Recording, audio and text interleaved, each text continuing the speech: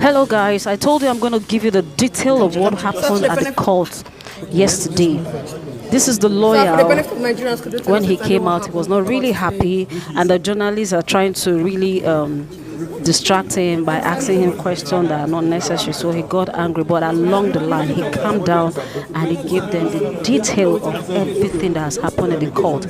So please keep watching. Once again, I want to say a very big thank you to all my subscribers. Please do not forget, as soon as you finish watching the video, come to the comment section. Let's continue our discussion there. I'm very grateful. Thank you all, thank you all, thank you all, thank you all. Excellency of the Federal Republic of my kingdom. Always love you guys. Bye-bye. Keep watching. Back to the lawyer. No, not the two applications, one. And that is the one that is jurisdictional, which is saying that all the 15 counts in the charge are bad, and bad. Like I described it before the court, they are as dead as dodo. All that the court requires is to give them a decent burial, because there is nothing whatsoever in the counts at all. You are accusing Nnamdi Kanu of making some broadcast. You didn't say where this broadcast was made. Was it made in the spirit world? Was it made in the air? Was it made under the ground? You didn't state. That was to run away from the first count they had fired, which we attacked when they had mentioned the United Kingdom. So they thought that by not mentioning a place, they had gotten away from it.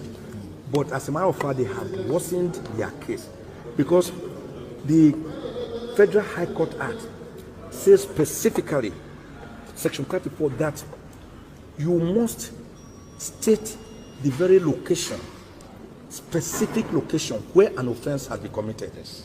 That is one. They couldn't state any. They say made brokers, and that the brokers were in furtherance of some treasonable acts. For you to charge a person with furthering treason, you must have to charge the person with treason. Nnamdi Kanu is not charged with treason here. We call it the predicate offense. Sure. It is from this predicate offense that the acts of furthering will emanate. So they are building castles on empty air. There's nothing to support it. You are saying that the broadcast he made led to protests, violent protests in the east and in Lagos, affecting Lagos' transportation system. Does this court have jurisdiction territorially over Lagos and matters that happen near Uli, near Ihiala, in Anambra State? No. Does this court have jurisdiction over matters if there was an offense committed, for example, say in UK? Does this court have jurisdiction over matters that happen in UK? Answer, no. Because this court cannot exercise jurisdiction on matters within a sovereign land, another country that has sovereignty under international law. Another major point is that you are trying this man, saying for committing, for belonging to a proscribed organization. And I must now say this, contrary to what the prosecution said last time. Nnamdi Kanu has never denied being a member of IPOB. He says, I am not a member of proscribed IPOB. I want all of you to know the difference. And when IPOB was proscribed through the court process, Nnamdi Kanu challenged it. The matter is at the Court of Appeal currently. Yeah. Nobody knows the judgment of the Court of Appeal. If the Court of Appeal finally says that this proscription was wrong, as we are contending, let's say by that time you had already tried Nnamdi and jailed him, how will you bring him back? So you are trying him under a law that is inchoate, that is being challenged, whose efficacy and longevity is being tested and has not been finished. So we call it lite pendens, or the doctrine of sub judice. So you cannot. So Nnamdi Kanu, in his extrajudicial statement, said he founded IPOB in 2012 in London. and that is the head. He has never denied being the founder, head, and member of IPOB, but he denies being a member of proscribed IPOB. This point must be made clear. We have also challenged the entire law itself, the Terrorism Prevention Act as amended of 2011 as amended in 2013. Now, it is not a law within the exclusive legislative list of the National Assembly that it ought to have made. It has no competence to make it under the Constitution. We have also challenged that. There are other grounds, very strong grounds, where we are challenging that. For example, you brought this man, you abducted him by force, you tortured him, you captured him like a common criminal in Kenya. A British citizen who had gone to Kenya voluntarily, you captured him, you abducted him, and you rendered him to Nigeria by force without going through any extradition process. And all the laws governing this matter, like Article 12, sub 4, Article 34 of the African Charter on Human and People's Rights, like sections 4 to 6 of the terrorism and other acts within the Commonwealth jurisdiction, and even Part 5A of the guidelines issued pursuant to the African Charter on Human and People's Rights, say that before you can try a person for an offense, you have to show that the person was rendered freely and voluntarily, lawfully, to your country from the country where he was, maybe as a fugitive or as a visitor. But Nnamdi Kanu was captured in Kenya and brought here extrajudicially to Nigeria to face trial. That cannot make any count based on that to stand. It is like saying that you can destroy a person ahead so as to have the chance to try the person. So we raise some very fundamental steps, and in any case, in any event, the entire 34 grounds that we fight, the entire affidavit and better affidavit, including points of law, they could never deny any of them. They just did what you call general denial by saying the prosecution denies the affirmance in your affidavit. What are you saying to it? What did they say to the fact that Nnamdi Kanu was extrajudicially rendered and renditioned to Nigeria? They don't have a word. What do they say to the fact that this case is on appeal and you cannot charge a person on a law that is still inchoate? They have nothing to say. What do they say when we said that this court has no jurisdiction? Because you have not said that the law was breached here. You are saying it was breached in another country and it had ricocheting effects here. Where is the predicate offense, which is terrorism, which you did not charge him for? They have nothing to say.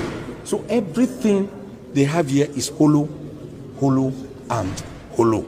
And that is why we are telling the court to strike out the 15-count charge, discharge and acquit Nnamdi Kanu, let him breathe the fresh air of Nigeria, and let him go home a free man. So a quick one, you brought the issue about his glasses up in court that you're scared he may go blind. Could you give us an insight into? Yes, and also the clothes. Yes, in 2015. In 2015, when the trial first started, Nnamdi Kanu's glasses were seized, and they are still with the DSS. Till date, he has no glasses. So when he now ran abroad for his dear life, when the military invaded his home at Afaraoku, Ibeko, Umuahia in Abia State on the 14th of September 2017, he escaped by the whiskers of his hair. True, he was just lucky. Don't forget that on that day, 28 unarmed civilians, innocent civilians, were gruesomely murdered. So he escaped. And that's the person you are saying jumped bail. What you jump bail when instead of coming to court for trial, you voluntarily escape. But when you escape, when you run away from death, that cannot be jumping bail. Nnamdi Kanu would have died. So when he now went to London, where he's also a British citizen, he had another glass, which again was seized from him and broken when he was captured in Kenya like a common criminal and forcefully renditioned to Nigeria. So today he has no glasses to use. So the court now has ordered the DSS to ensure that he gets his glasses. Then on the issue of clothes, if I'm here, Ejiofor, and the younger brother of Nnamdi Kanu and others have taken clothes to him 3 times, and they will refuse to take the clothes. It's today we are hearing for the first time that the reason is that one of the clothes had the motif of a lion. That is a lion. We all know this Ishago, this Igbo clothes. I have some of them. Some have elephant, lion, tiger, giraffe. Some have cock. Some have antelope. So it wasn't meant to intimidate the court or to make any point. So we are hearing today that they won't want that kind of cloth. And the court has made it clear that it is better, instead of wearing a cloth that has that motif, he should wear plain clothes. The design of which is still left to him, it should be plain. It could be black, red, white, green, yellow, sky blue. It doesn't matter. And we also agree to that effect. That from now onwards, the cloth we give to him will be plain clothes. We didn't know that was the headache of the DSS. According to what the director said, he said it goes against their procedure. And Nnamdi Kanu, like the obedient young man he is, he nodded and told the court that I agree. I will do as you have said. So it wasn't really an issue at all. But I think, to me, that was a red herring to escape from the fact that they have continuously breached the orders of this court to allow him to have his clothes. So now I've directed Ifeanyi Ejiofor to provide other clothes for him that do not have the motif of a lion or a tiger. So it could be another designer wear if he has another one, because he has been using one cloth since June last year. That is not good for any human being at all. The repetitiveness alone is itself a problem when you continue to wear the same cloth. It is not good for his psyche, it's not good for his psychology, it's not good for his mental health, it's not good for his physical health, it's not good for his psychological health, it's not good for his spiritual health. And today, I believe that the Director, Legal Service of DSS, who was in court, will carry out the instructions of my Lord when we bring a different set of clothes to him. Thank so you. I want to just say this finally, that we had a wonderful day, and that the finger of God in Exodus 8:19 is on this matter. I want to emphasize Lamentations 3:37. Who is it that speaketh, and it cometh to pass, if God has not commanded it? I want to again put forward Genesis 18:15, which is replicated in Jeremiah 32:27. Behold, I am the God of all flesh. Is there anything too hard for me? We have handed over this case to God, and God, that same God who parted the Red Sea for the Israelites to pass through and close it against Pharaoh and his Egyptian terrorists, is still alive, healthy, and well on the throne. Thank you.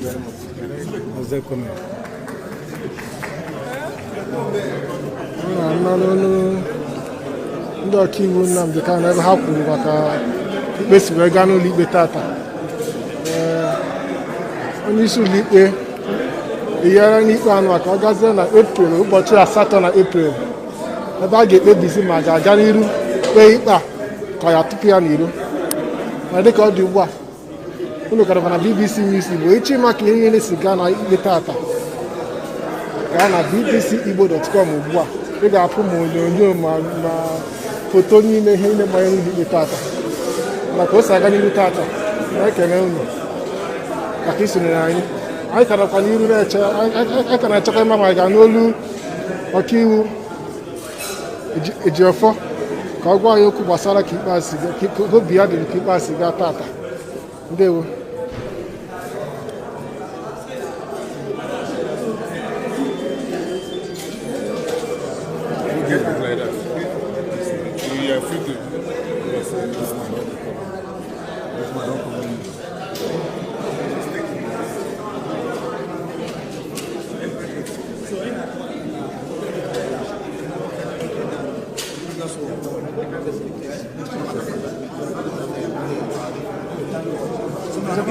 Today's court hearing is perfectly okay, and they compare to the previous one, and they are heading forward, moving forward for the greater. So where the news? Okay, we just for people who only address again at page and address because what I can pass it down, COVID began everything. Oh, wonderful! It went well, and application challenging the charge, competence of the charge, and jurisdiction of the court was taken today, adjourned to 8th of April for judgment. Of course, in that application, we raised fundamental issue the court actually requested to look into, taking some time to look into it because we raised a number of issues, challenging even the laws they relied upon on framing the 15-count charge. So it's coming up for ruling on 8th of April, and we believe that day will be the end of the case. Thank you so much. What's your expectation on that 8th of April? We're coming here on 8th for victory, and nothing less than that. 8th of April 8th just for victory. There's no charge before the court. No, it's, of course, he's delighted and in firm spirit. Thank you. Thank you so much. Ọkaiwu Ejiofor ka ọ gwara anyị na arụdị Nnamdi Kanu na ha na-enwe olileanya na ikpe a ga-agwụ n'Epril, ụbọchị 8 n'Epril. Dịka ọ dị Igbo, anyị ka na-enwetakwara n'aka nọ ka m si kwuo na mbụ, ị gaa na bbcigbo.com ị ga-afụ ihe niile mere n'ụlọ ikpe tata.